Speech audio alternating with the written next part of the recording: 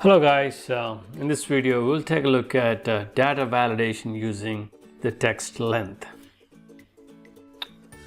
The text length data validation is very similar to date, time, or decimal, or the whole numbers. Pretty straightforward. Say for example, let me pick a cell and color it.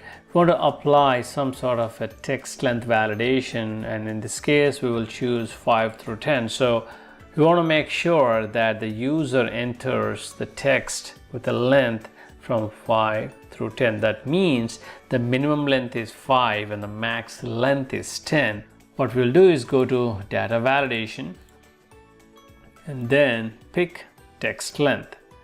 Now for the text length, you have similar options: between, not between, equal to, not equal to, greater than, less than, greater than or equal to, less than or equal to. Let me pick between.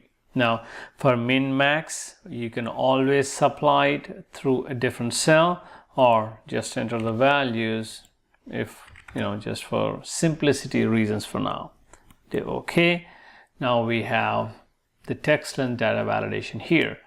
Now look at this. We did not put any kind of a message here, so it's kind of hard to tell for the end user or whoever is using it.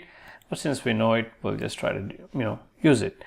We'll say A. It's 4 characters. You get an error. What do you do? Error.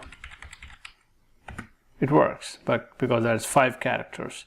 Now let's enter more than 5, or mean to say more than 10. That's 11. You get an error. But if I remove 1 character, it works. So now it's as simple as that. Instead of validating based on time or date or decimal or whole number, we are validating based on the length of the text. I mean, sometimes you may need it depending on your project.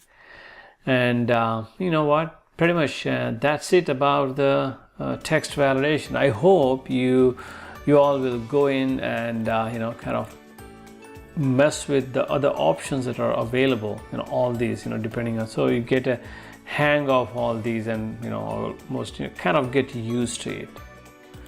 Okay, that's it about the text length. And in the next video we will look at the custom data validation.